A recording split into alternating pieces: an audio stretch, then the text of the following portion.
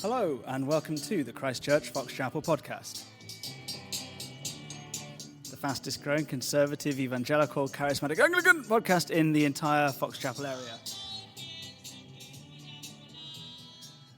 I'm joined today by Ben. Hello. Hello. And we're in a new studio. New studio. Yeah. It's much bigger. It's huge. Yeah. I don't know. It is the sanctuary. It's the sanctuary, and we're using the regular sound desk because I've figured it out. We are learning new things all the time with this podcast experiment. Yeah, it's still rubbish. It's for you, dear audience, that we're still rubbish, but we're getting slightly less rubbish. Yeah, every week. It's for you. It's for your sake. And what better way to celebrate Palm Sunday? Exactly. I don't exactly know how that connects, but let's go with it. Yeah. Yeah, I mean, I don't really know how it connects either. But they were happy. This is triumphant. Yeah. I had a triumphal entry into the sanctuary, into our new recording studio. Yeah, and because we can't process the full liturgy of the Palms due to COVIDs, this is the next best thing. There we go. We have two readings for you today, church. And the first is actually part of the triumphal entry liturgy from the beginning of our service. It's Mark 11 in Scripture, and I'm going to begin at verse 8, about partway through that account. And many spread their cloaks on the road, and others spread leafy branches that they'd cut from the fields. And those who went before and those who followed were shouting, "Hosanna! Blessed is he who comes in the name of the Lord. Blessed is the coming kingdom of our father David. Hosanna in the highest."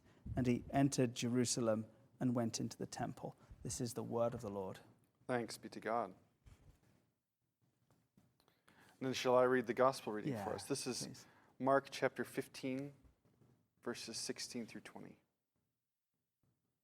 And the soldiers led Jesus away inside the palace, that is, the governor's headquarters. And they called together the whole battalion. And they clothed him in a purple cloak, and twisting together a crown of thorns, they put it on him. And they began to salute him, saying, "Hail, King of the Jews!" And they were striking his head with a reed, and spitting on him, and kneeling down in homage to him. And when they had mocked him, they stripped him of the purple cloak, and put his own clothes on him. And they led him out to crucify him. This is the word of the Lord. Thanks be to God. I mean, I just find this quite extraordinary. The two passages juxtaposed, the high of this triumph and then the low of this horrific mockery. Yeah, beginning and the end of the week, couldn't be sharper in its contrast. Right, a lot changed in a week. A week is a long time in politics. That's just a shock to see Jesus. I mean, he's welcomed. Let's start with the triumphal entry. I mean, he's welcomed as a king. Yes. Yeah, and there's a lot of hope, and there's a lot of rejoicing at his coming. And the ancient world had this idea of a royal procession, which I think we're witnessing here, of a conquering king coming home, or coming into a place like Caesar coming into Rome to conquer. There's a huge amount of symbolism. I think there's a lot of that in here. And waving the palm branches and laying cloaks down on the road to make a path. It's like very much royal symbolism and royal adoration of Jesus. Yeah, I think that's right. The sort of, I mean, a cloak would be a significant thing, and you've laid that down to welcome a king as a sort of carpet. Mm-hmm. And the reed or the palm, I was reading as a sort of symbol of Jewish nationalism. Oh, really? Yeah, this is the first time I've read before a podcast, actually. But, good for you. Yeah, thanks very much. I did not read that before this podcast. We're trying not to, aren't we? I think the point is we're trying to just have a Christian conversation about something. But it looks as though this was highly symbolic. And then the Hosanna word, a prayer for salvation. Save us, I think. Right. So, we probably know enough about the background to say that this is a moment of probably Jewish nationalism, sense that we're going to kick out the Romans, the occupying forces, the real king is here. We're going to celebrate this deliverance from oppression, restore the proper monarchy, the Davidic king. Does it say David? It does, yeah. Yeah, our father, the kingdom of our father David. So blessed is he, and blessed is the kingdom, the coming kingdom of our father David. So, yeah, there's the king, and then there's the kingdom that's being restored in their eyes.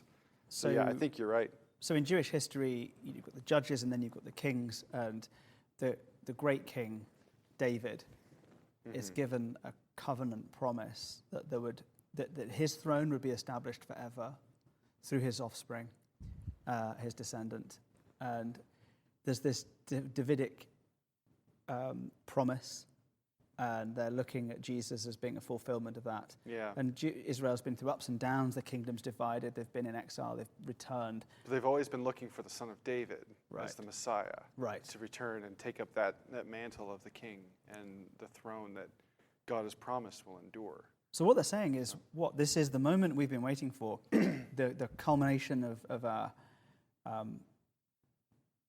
faith and national hope. Yeah. And I mean, what I love about this is that they're so right, but they're so wrong. Yes. So right, but so wrong, somehow, in the same breath. Right. Yeah. They've identified him as who he is, but I guess they didn't really understand what that really meant. Yeah. No, and I mean, we do the same things today, right? With Jesus. We can correctly identify who he is, but completely go about the wrong way, like what he's there to do. Yeah. And what we're here to do, even in his name. And yeah, just as we have even Christian nationalism that would want to establish Jesus as Lord of America, to make this a Christian nation, and like to dominate and to be in control of all things. But that's not how Jesus leads, and that's not how Jesus came as a king.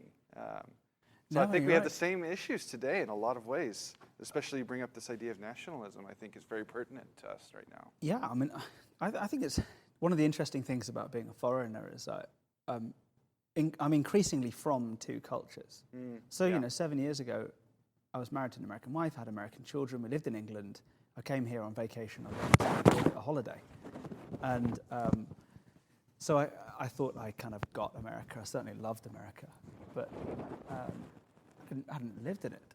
And what I've seen here is that sort of Christian, did you just call it Christian nationalism? Yeah. I think that's an interesting thing, that sort of conflating of America, and maybe even seeing America as the New Jerusalem. Yeah. But the funny thing is, of course, being a Brit, we had that too. Yeah. So that terrible thing that's not a hymn, it's a great tune, and it's fun to shout, Jerusalem, and did those feet in ancient times walk upon England's mountains green, and was the holy Lamb of God in the Lake District scene. And I don't know that, not him. Is that... Did those feet in ancient times, you know the song, walk upon it. Of course you didn't, because you didn't grow up in England. But there was that English nationalism. Interesting. And flag waving, and the idea that basically the promised land was actually England. I mean, the whole idea that's been in both of our nations of like manifest destiny, and thinking that we are acting as the executors of the will of God in bringing salvation or democracy or civilization to the world. Both of our nations have an ugly history of doing that, thinking that in some parts we're like doing God a favor, or we're acting on his behalf. And yet at the same time, there's much good, right? A little bit like this passage in a way, sort of recognizing the right thing wrongly. I mean, I say this as an Anglican who's an inheritor of that history that the Anglican Church spread alongside colonialism. And I say this as a Brit who has chosen to live in America and will very soon, hopefully, be allowed to become an American. Congratulations. Thank you very much. I think, because I love it here. I love what America stands for. So it's one of those funny things. UK, US have actually blessed the world in lots of ways, as well as having done a ton of bad stuff. And that seems to be really popular to talk about the bad stuff right now, but we've done some really good things too. Definitely. And, while you guys were mucking around, we saved the world from Napoleon. That was huge. 19th century Hitler. And then the actual Hitler. Yes. And you helped a bit towards the end with that as well, and that was nice. There's been some good stuff. There has been. Yes. You're not biting. I know that we'll get letters. But there's something wonderful as well about a nation where Christian principles have often guided some of our, legal principles. Yeah. And the first schools, they're started by the church. The first hospitals started by the church. Lots and lots of really good stuff has come out of being, quote unquote, a Christian country. Yeah. Yeah, and I'm sure that the people who were welcoming Jesus had a lot of those things in mind too, as they were rejoicing at the coming of this king, this Messiah. Like, look at all the good that's going to get done now. Yeah. Like, they're pumped up. It's going to be really good. There's going to be a lot of really good stuff about it, but they actually have it really wrong. And the good that they're thinking about is nothing compared to the good that Jesus is actually thinking about. Right. Now, that's really key, isn't it? Because his rule, his kingdom, is about bringing you into relationship with the Father, forgiveness of sins. It's about liberation and restoration and resurrection. It's about eternal life. It's about kingdom principles such as caring for the vulnerable. Yeah. It's not about feathering our own nest. Yep. I was really intrigued this week to read in some sort of social bias training and stuff, a particular bank had viewed Christianity as a privilege. Along with other types of privilege you might have, they viewed Christianity, and I thought, that's funny, you really don't get Christianity. Yeah. No, they don't. And I mean, just the fact that we've been a majority culture faith for so long in this country. Yeah. That's changing a bit, but that really is not what the heart of it means. What it means to be a Christian, right, is to enjoy privilege. The heart of what it means to be a Christian is to, like Jesus, go to the cross. Yeah. And to take up your cross and follow him. Yes. And where's the privilege in that? Show me. It's a weird privilege. It's not really a privilege. In a cultural sense, it's not a privilege. But the incredible privilege, real, very real privilege we have of following after Jesus, even through suffering and difficulties and picking up your cross and everything that entails, it is a joy to know Jesus. Right. That does not give you social capital, which is what our culture talks about privilege as, is social capital. Yeah. But there's such a deeper privilege that we have in walking the way of Jesus with Jesus. So I think that's the beauty of this particular day in the calendar and these particular passages, is that you've got all these strange juxtapositions and mixed up ideas. Yeah. I mean, the podcast is hopefully making far less clear. I think we've accomplished that. We've done very well with that. Pat ourselves on the back for that. We did brilliantly at obscuring this passage, but they identified Jesus correctly as a king. They misunderstood the nature of the king and the kingdom. Yeah. And so the nature of the good news, too. You totally misunderstood it, right? They had far too small a view of what good news is. Mm-hmm. Yeah, parochial view. So that's the first passage. A group of people correctly identifying the king, correctly identifying that kings have kingdoms, but really misunderstanding the nature of the king and the kingdom. Mm-hmm. And then we move to the second one, where, ironically, in a very, very different way, we basically have the same thing going on, but effectively in the opposite way. Yeah, the mockery of the Roman soldiers is brutal. I've actually forgotten. Did you already read it? You did? I did read it. You want me to read so it long again? Ago. No, since no. we're so distracted by many other things? By ourselves. By ourselves, mostly. All right, yeah, go on. All right. And the soldiers led Jesus away inside the palace, that is, the governor's headquarters. And they called together the whole battalion. And they clothed him in a purple cloak, and twisting together a crown of thorns, they put it on him. And they began to salute him, "Hail, King of the Jews!" And they were striking his head with a reed, and spitting on him, and kneeling down in homage to him. And when they had mocked him, they stripped him of the purple cloak, and put his own clothes on him. And they led him out to crucify him. The word of the Lord. Thanks be to God. I mean, there's obviously the similarities of the cloaks and the reed. There's that same sort of kind of stuff going on. And still acknowledging him as king, but in a very different way, in a mocking way, in a cynical, distrusting, disbelieving way. Mm-hmm. But, are they much closer to the true understanding of his kingship than the Jews were who welcomed him? Well, in a way. In a way, yes. Yeah. Because it's a mockery of a coronation, or a mockery of a preparation for coronation. Yeah. And yet, in a weird way, they are doing the thing that needs to be done, which is crucifying the king. Mm-hmm. This just messes with so many categories. Yeah, and the fact that this is where Jesus wanted to be. This is what his kingship was all aiming toward. Yeah. Like, he chose no other crown than a crown of thorns. Right, there's no privilege here. There's no privilege, there's no glory in the straight-up picture of this. But, he chose to have a crown of thorns. He chose to be mocked and derided. He chose to wear that purple cloak and be spat on and beaten with reeds. Like, that was the kingship that he desired. Yeah. That he wanted for himself to be there. So, yeah, it's striking to me in so many ways of not only the contrast between Sunday and Friday, but just the intention and the misunderstandings of his kingship and what that means for us. How fickle the crowd is, how quickly it turns. Because very soon they'll be objecting to him being described as the King of the Jews. Yeah. And as Pilate has written, that's who he is. Yep. Jesus of Nazareth, the King of the Jews, written and nailed above his head. And they're like, well, we can't have that. That's not true. And he says, what's written is written. Yeah. And again, another irony that they are somehow stumbling into the truth. Yep. Thinking themselves clever.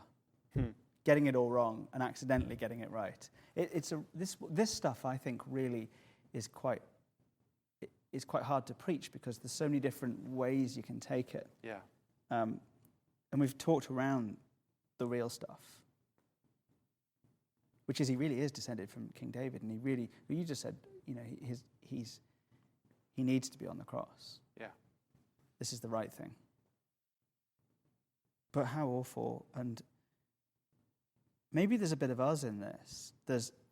Maybe we are a bit prone to worshipping him falsely. Yeah. And a bit prone to abusing him. Yeah.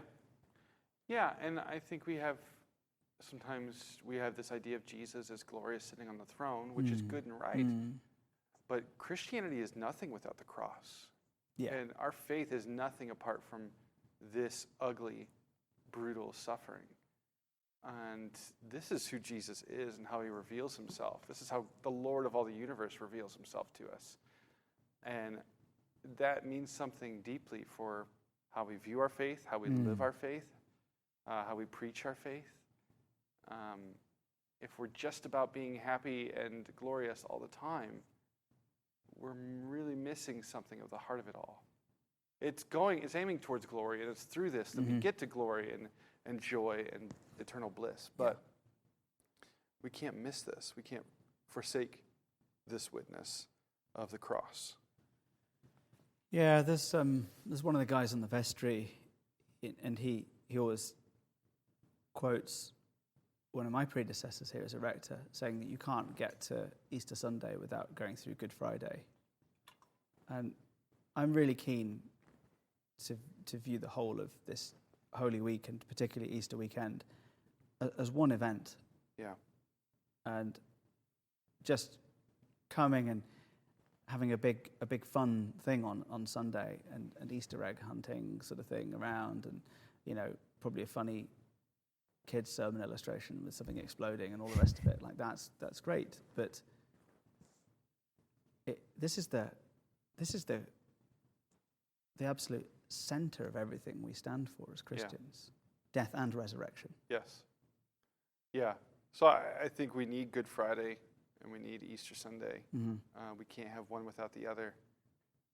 You can't have resurrection without the death that preceded it. So to all of us who are listening, like I would encourage you to come to as much as you can over Easter weekend. Yeah. We've got 4 services. 4 distinct services: Maundy, Thursday, Good Friday, Yeah. Easter Vigil, and then Easter morning. And we need the whole story. Yeah. We need to be immersed in all of it. And not everyone's going to be able to come to everything because of capacity limitations, but I think that we need to avoid the mistake of just coming to Easter Sunday morning and just seeing Easter as the thing, and bypassing his death and crucifixion. Right. This clothing is fascinating because there's more symbolism. The purple cloak of kingship. Yep. The purple's the royal color. It was very expensive too, wasn't it? So Yeah, for them to take a purple robe, Yeah. that would have been very costly for soldiers. I don't know what soldiers It's a made very back in those expensive days, but practical joke.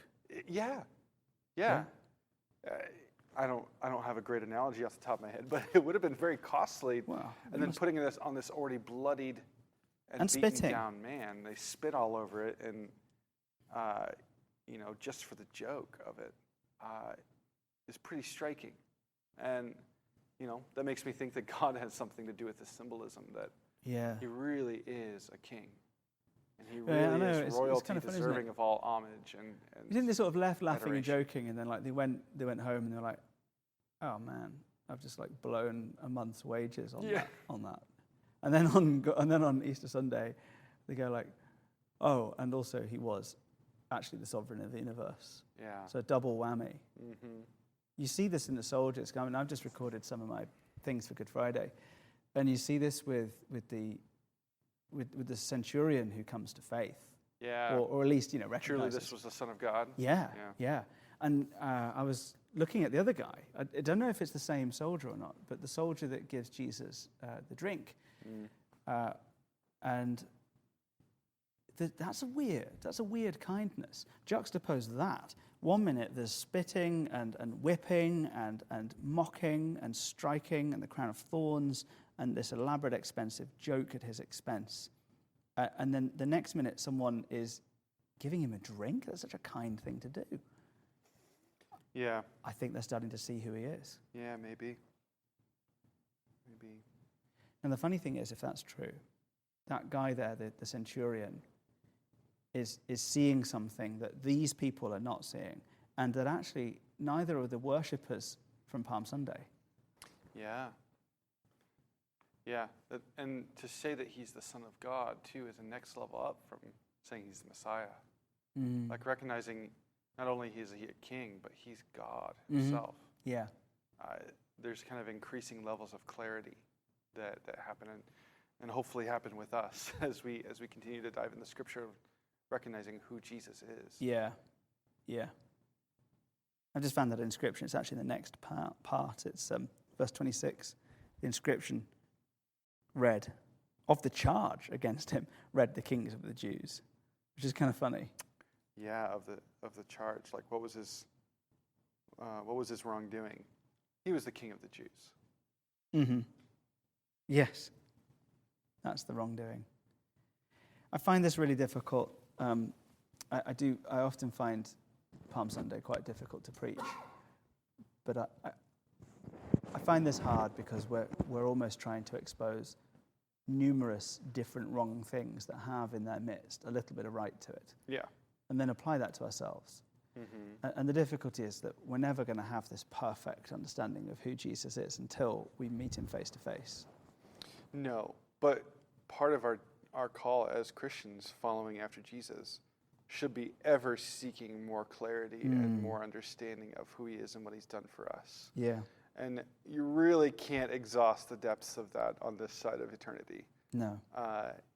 And it's worth being humble about that, the fact that we're never going to know fully. We've probably got some things wrong. I'm pretty sure when we all meet Jesus face to face, we're all going to realize, we were heretics in some ways. Mm-hmm. So there's humility needed, but also a striving toward more of Jesus, more of knowing who he is, more of understanding what he's done for us and for the world, and letting that just capture us and to drive us and to shape everything that we are. They obviously felt it was worthy of going to great expense and effort to mistreat him. Yeah. They called together the whole battalion. It's interesting. Everyone's there. This is a major event. My little footnote says that that's about 600 men, a battalion. That's probably all of the force that's there. Yeah, it would have been a lot. Yeah. Whole crowd. Yeah. So there's for someone who's apparently a no one, there's a lot of effort gone to here. Yep. And I just see a little bit of that sovereign hand of God through this whole process. I don't know if you're able to crescendos in the new studio. I might need to get a feel for it. I might need to have a couple times in here to really feel comfortable and confident. Yeah. And then when Hughes joins us again, there's only 2 lapel mics, so will he get like the mic of humiliation? Probably. Be very Christ-like. How Christ-like have you been? We'll have to fight over who gets the worst microphone. And he'll have had the least sleep too, so yeah, that'll be great. I know, I love that. I'm really enjoying this whole thing of just working with 2 guys who are wasted because they've got new children. It's great. It just enhances my pleasure. I'm so glad to be here for your pleasure. Quietly reading a book at night. It's just lovely. Well, look, this is just such a tough passage, or 2 passages to put together. I don't think we're ever going to dig into the depths of the whole thing. Yeah. But what we see is that Christ is revealed often through almost accidental worship. Yeah. But he's sovereign. He really is the king. He really is the Son of David. He really is the Messiah. He really is the Son of God. He really is enthroned. His coronation is in fact the cross. And that's an extraordinary kind of a king. And if you want to start talking about Christian privilege, let's start talking about the cross, because it is both a privilege and an enormous cost when you see what it's really all about. There's your crescendo right there. No way. You did it. What? You did it. I've never seen. Well done. Well, we're really grateful that you would join us for this. Thank you for listening to us, and thank you for worshipping with us. There'll be no formal podcast as such next weekend, because we're just trying to encourage you, please, to listen to those sermons from Good Friday. But as Los Yetis enter the sanctuary, and there are many very serious, distinct... whoa! There they are. There are many very serious rules about what kind of music you can play in church. But what could be more suitable than these wonderful Colombians who seem to join us so often for these theological discussions? This has been a podcast of Christ Church Fox Chapel, and we'll see you very soon.